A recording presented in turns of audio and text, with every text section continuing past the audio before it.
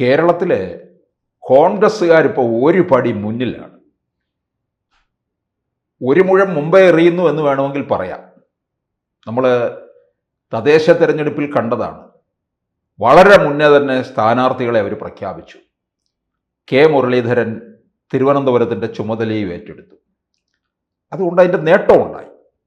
ഉള്ളത് പറയണമല്ലോ. 10 സീറ്റിൽ നിന്ന് അവർ 19 സീറ്റിലെത്തി. നേരത്തെ നഗരസഭയിൽ 10 വാർഡുകൾ മാത്രമേ ഉണ്ടായിരുന്നുള്ളൂ. വളരെ ശുഷ്കിച്ചു പോയതാണ്.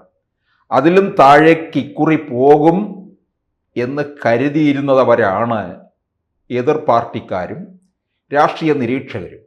പക്ഷെ മുരളീധരൻ വളരെ നേരത്തെ തന്നെ ഇറങ്ങി പ്രവർത്തനം ആരംഭിച്ചു. പിന്നെ വേറൊരു കാര്യം കൂടിയുണ്ട്. സംസ്ഥാനത്തൊരു ഭരണവിരുദ്ധ വികാരം നിൽപ്പുണ്ട്. അത് മുഴുവൻ തിരുവനന്തപുരത്തുകാരാണ് അതിൻ്റെ ഈ ഗുണഭോക്താക്കളായി മാറുന്നത് കൂടുതലും. എപ്പോഴും അങ്ങനെയാണ്. തലസ്ഥാനത്താണല്ലോ അത് നേരിട്ട് അറിയുന്നത്. വടക്കോട്ടുള്ളവർക്കോ മറ്റോ അതിൻ്റെ ആ ഗൗരവം അത്രത്തോളം കിട്ടുന്നില്ല എന്നുള്ളതാണ്. ഗുണമായാലും ദോഷമായാലും ഇവിടെ ആയിരിക്കും ആദ്യം അനുഭവിക്കുക. പിന്നെ തിരുവനന്തപുരത്തെ മേയറുടെ, അതായത് ആര്യ രാജേന്ദ്രൻ്റെ സൽഗുണസമ്പന്നയായിട്ടുള്ള പ്രവർത്തനവും CPM-ന് വലിയ നേട്ടം ഉണ്ടാക്കി കൊടുത്തു എന്നുള്ളതാണ്. അപ്പോൾ എന്തായാലും UDF ഒന്ന് മൊത്തത്തിൽ ഒരു ഒരുക്കത്തിലാണിപ്പോൾ.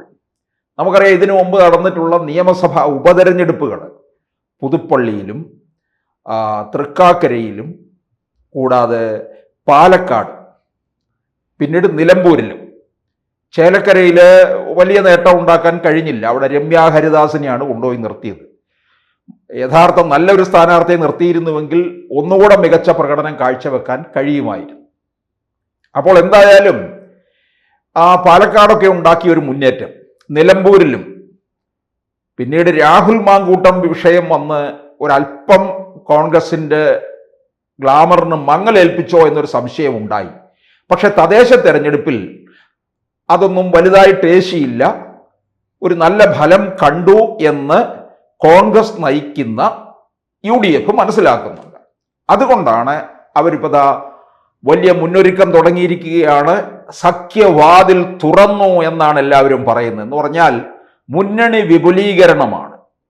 PV അൻവർ നയിക്കുന്ന തൃണമൂൽ കോൺഗ്രസ്, പിന്നെ CK ജാനുവിൻ്റെ ജനാധിപത്യ രാഷ്ട്രീയ പാർട്ടിയും UDF-ന്റെ ക്യാമ്പിലെത്തിയിരിക്കുകയാണ്. നമുക്കറിയാം, അൻവർ CPM സ്വതന്ത്രനായി നിലമ്പൂരിൽ നിന്ന് മത്സരിച്ചതാണ്. അദ്ദേഹം അവിടെ നിന്ന് ഇറങ്ങിപ്പോകുന്നത് കൊണ്ടാണല്ലോ നിലമ്പൂരിൽ ഉപതെരഞ്ഞെടുപ്പ് വന്ന് ഷൗക്കത്ത് ജയിച്ചെത്തിയത്. അപ്പോൾ എന്തായാലും തദ്ദേശ തെരഞ്ഞെടുപ്പിൽ ഇവർക്ക് രണ്ടുപേർക്കും വലിയ ഇമ്പാക്റ്റ് ഒന്നും ഉണ്ടാക്കിയെടുക്കാൻ കഴിഞ്ഞില്ല. എന്നാൽ പോലും ഇവര് UDF-നകത്ത് വരുമ്പോൾ സഖ്യത്തിനകത്ത്, ആ മുന്നണിക്കകത്ത് ഒരല്പം കൂടി ഒരു ശക്തി ഉണ്ടാകും, കെട്ടുറപ്പുണ്ടാകും എന്ന് മനസ്സിലാക്കുന്നുണ്ട്. അതുകൊണ്ടാണ് ഈ ഉള്ളവരെ എല്ലാം ഇങ്ങനെ കൂട്ടിക്കൂട്ടി കൊണ്ടുവരികയാണ്. കാരണം പിണറായി വിജയൻ അവസാന നിമിഷത്തിൽ എന്തെങ്കിലും ചില തന്ത്രങ്ങളൊക്കെ ഉപയോഗിച്ച് വോട്ട് ഭിന്നിപ്പിക്കുക, അതുപോലെ മിക്ക മണ്ഡലങ്ങളിലും അതിശക്തമായ ത്രികോണ മത്സരം ഉണ്ടാക്കാൻ ശ്രമിക്കും. അതിലൂടെ CPM-ന് നേട്ടം ഉണ്ടാക്കി കൊണ്ടുപോകാം എന്ന് കണക്ക് കൂട്ടുന്നുണ്ട്. ഇത് മനസ്സിലാക്കിക്കൊണ്ട് തന്നെയാണ് UDF മുന്നണി വിപുലീകരണത്തിലേക്ക് പോയത്. മുന്നണി വിപുലീകരണം എന്ന് പറയുമ്പോൾ എല്ലാവരും പെട്ടെന്ന് ഓർക്കുന്നത് 2021 UDF വിട്ട് LDF-ലേക്ക് പോയ ജോസ് കെ മാണി കേരള കോൺഗ്രസിനെയാണ്. അവർ തിരിച്ചു വരുമോ ഇല്ലയോ? അവർക്ക് തിരിച്ചു വരണമെങ്കിൽ തിരിച്ചു വരാം എന്നാണ് VD സതീശൻ പറയുന്നത്. അവിടെ വാതിൽ തുറന്നിട്ടിട്ടുണ്ട് ഇന്ദിരാഭവൻ്റെ, വന്ന് കയറിക്കോളാൻ. പണ്ട് ചവിട്ടി പുറത്താക്കി എന്ന് ജോസ് കെ മാണി പറയുന്നുണ്ട്. കോൺഗ്രസ്സുകാർ പറയുന്നത് ഞങ്ങളോടൊന്നും പറയാതെ ഇറങ്ങിപ്പോയതാണ് എന്ന് പറയുന്നുണ്ട്. പക്ഷെ എന്തായാലും ജോസ് കെ മാണിക്ക് തിരിച്ചു വരാനുള്ള ഒരു മടിയുമുണ്ട്. പക്ഷെ വരാതിരിക്കാനൊട്ട് കഴിയുന്നുമില്ല. അതുകൊണ്ടാണ് ലീഗ് ഇടയ്ക്ക് ചില നീക്കുപോക്കുകളും ഒക്കെ നടത്തി അങ്ങോട്ടേക്ക് ചെന്നത്. എങ്ങനെയെങ്കിലും ജോസ് കെ മാണിയെ കൂട്ടി ഇപ്പുറത്ത് കൊണ്ടുവരണം. കാരണം എന്തായാലും സെൻട്രൽ ട്രാവൻകൂറിൽ ഒരു നല്ല ഫലം ഉണ്ടാക്കിയെടുക്കാൻ കഴിയും. ഇത് 2021 LDF-ന് കിട്ടിയ ഗുണമാണ്. അത് മാറ്റിയെടുക്കാൻ കഴിയും. പിന്നെ ഈ പള്ളിക്കാരും പട്ടക്കാരും ഒക്കെ കുറേ നാളുകൊണ്ട് ജോസ് കെ മാണിയോട് പറയുകയാണ് LDF വിടണം എന്നുള്ളത്. അപ്പോൾ പള്ളിക്കാരും പട്ടക്കാരും പറഞ്ഞു കഴിഞ്ഞാൽ ജോസ് കെ മാണിക്ക് അനുസരിച്ചേ പറ്റുള്ളൂ. കാരണം കേരള കോൺഗ്രസിന്റെ ബലം എന്ന് പറയുന്നത് ക്രൈസ്തവരാണ്.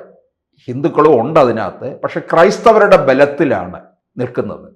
മലയോര മേഖലയിലെ ക്രൈസ്തവരുടെ ഒരു വലിയ അടിത്തട്ട് അതിനകത്തുണ്ട് എന്നുള്ളതാണ്. അപ്പോൾ പള്ളിക്കാരുടെ വാക്കുകൾ അനുസരിച്ചേ പറ്റുകയുള്ളൂ. ഇപ്പോൾ എന്തായാലും ഈ തദ്ദേശ തെരഞ്ഞെടുപ്പ് ഒന്ന് കഴിയട്ടെ എന്നുള്ള മട്ടിലാണ് അന്ന് ലീഗുമായിട്ടുള്ള ചർച്ചയൊക്കെ നടത്തിയപ്പോൾ പറഞ്ഞിരുന്നത്. ജോസ് കെ മാണിക്ക് വളരെ സുരക്ഷിതമായ ഇടം കൊടുക്കണം. കാരണം ഇനിയിപ്പോൾ പഴയതുപോലെ പാലയിലൊന്നും പോയി നിന്നാൽ വിജയിക്കാൻ സാധ്യതയില്ല എന്നുള്ളതാണ്. ഇപ്പോൾ തദ്ദേശ തെരഞ്ഞെടുപ്പിലൊക്കെ തന്നെ അവിടെ സ്വതന്ത്രന്മാരാണ് ജയിച്ചു കയറി വന്നിരിക്കുന്നത്. അതുമല്ല UDFിലേക്ക് അങ്ങോട്ടേക്ക് ജോസ് കെ മാണി ചെന്ന് കഴിഞ്ഞാൽ അവിടെ മാണി സി കാപ്പനാണ് UDFിൻ്റെ അവിടുത്തെ MLA. കാപ്പനൊട്ട് മാറിക്കൊടുക്കുകയില്ല എന്നുള്ളതാണ്. പിന്നെ ഇവിടെ കടുത്തുരുത്തി പോകാൻ പറ്റുമോ? കടുത്തുരുത്തി ജോസഫ് ഗ്രൂപ്പിൽ വിഭാഗത്തിലെ മോൻസ് ജോസഫാണ്. PJ ജോസഫ് കുറെ നാളായിട്ട് വാളും എടുത്ത് നിൽക്കുകയാണ് ജോസ് കെ മാണിയെ ഇവിടേക്ക് കൊണ്ടുവരണ്ട എന്നും പറഞ്ഞ്. കാരണം 2021 അധികാരം തലയ്ക്ക് പിടിച്ച് പോയതല്ലേ എന്നൊക്കെ പറഞ്ഞ്. അതൊന്നുമല്ല, ജോസഫിന് ഉള്ള ഭയം എന്ന് പറഞ്ഞാൽ ജോസ് കെ മാണി ഇങ്ങോട്ട് വരുമ്പോൾ ജോസഫ് വിഭാഗം കുറച്ചൊന്ന് അപ്രസക്തനാകും. പ്രത്യേകിച്ച് PJ ജോസഫിന് ഇപ്പോൾ മത്സര രംഗത്ത് നിന്നങ്ങ് മാറി നിൽക്കും. അബുവിനെ ആയിരിക്കും കാര്യങ്ങൾ ഏൽപ്പിക്കുക. എന്നുവെച്ചാൽ പാർട്ടിയുടെ ചുമതല PJ ജോസഫ് തന്നെ നയിക്കും. അബു ആയിരിക്കും തൊടുപുഴയിൽ ഇനിയും മത്സരിക്കുക. അതിനുള്ള റിഹേഴ്സലൊക്കെ അവരവിടെ നടത്തിക്കൊണ്ടുവരിക്കുകയാണ്. അതൊക്കെ വിജയിച്ചു കയറും. PJ ജോസഫിന് എന്ത് പറഞ്ഞാലും മണ്ഡലത്തിൽ വലിയ സ്വാധീനമാണ്. പ്രത്യേകിച്ച് ഇനി UDF വരുമെന്നുള്ള ഒരു തരംഗം രീതിയിൽ തന്നെ മുമ്പോട്ട് പോവുകയാണ്.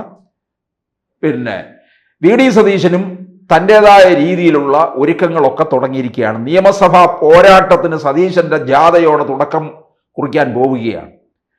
അപ്പം ഈ തെരഞ്ഞെടുപ്പ് കാലമാകുമ്പോഴാണല്ലോ സഹാക്കന്മാരായാലും അതുപോലെ കോൺഗ്രസ്സുകാരന്മാരായാലും എല്ലാവരും വടക്ക് നിന്ന് തെക്കോട്ടെടുക്കും. എല്ലാവരെയും ഓരോരോ പേരും ഒക്കെ പറഞ്ഞിട്ട് വാഹനത്തിലോ നടന്നൊന്നും വരാൻ വഴിയില്ല, കോൺഗ്രസ്സുകാർ ഒരിക്കലുമില്ല. അപ്പം അങ്ങനെയൊക്കെ വടക്ക് നിന്ന് തെക്കോട്ടേക്ക് വരെ എല്ലാം എടുക്കുമെന്നുള്ളതാണ്. അപ്പം തെക്കോട്ടുള്ള യാത്ര ഉടനെ നമ്മുടെ VD സതീശനും തുടങ്ങാൻ പോവുകയാണ്. കൂടാതെ ഈ കോൺഗ്രസ് UDF കാലേക്കൂട്ടി സ്ഥാനാർത്ഥികളെ പ്രഖ്യാപിക്കാൻ പോവുകയാണ്. ഉടൻ തന്നെ ഘടകകക്ഷികളെ എല്ലാം വിളിച്ചിരുത്തിയിട്ട് സീറ്റ് വിഭജനവും നടത്തും. സീറ്റ് വിഭജനം നടത്തി കഴിഞ്ഞാൽ അതിനകത്തെ പ്രധാനി എന്ന് പറയുന്നത് മുസ്ലിം ലീഗാണ്. പിന്നെ ജോസ് കെ മാണി ഇങ്ങോട്ടേക്ക് വരികയാണ്, അവർക്ക് PJ ജോസഫിന്, അങ്ങനെ പോവുകയാണ്. അപ്പോൾ അത്തരത്തിൽ മുന്നണികൾക്ക് സീറ്റ് വിഭജനം നടത്തി അതിനോടൊപ്പം തന്നെ വളരെ നേരത്തെ തന്നെ സ്ഥാനാർത്ഥികളെയും പ്രഖ്യാപിച്ച് അംഗത്തിനിറങ്ങാൻ തയ്യാറെടുത്ത് നിൽക്കുകയാണ് കോൺഗ്രസ്. അതിൻ്റെ ഗുണം എന്തായാലും ഇവർക്ക് കിട്ടുമെന്നുള്ളത് ഉറപ്പാണ്. കാരണം തിരുവനന്തപുരം കോർപ്പറേഷനിൽ അതിൻ്റെ ഗുണം അവർക്ക് കിട്ടി, നില മെച്ചപ്പെടുത്താനും കഴിഞ്ഞു എന്നുള്ളതാണ്. എന്തായാലും UDFിൻ്റേത് വളരെ ശുഭസൂചകമായിട്ടുള്ള കാര്യമെന്ന് തോന്നുന്നു. കൂടുതൽ വാർത്തകളും വിശേഷങ്ങളും നിങ്ങളിലേക്ക് എത്താൻ ABC മലയാളം സബ്സ്ക്രൈബ് ചെയ്യുക, ബെൽ ബട്ടണും അമർത്തുക.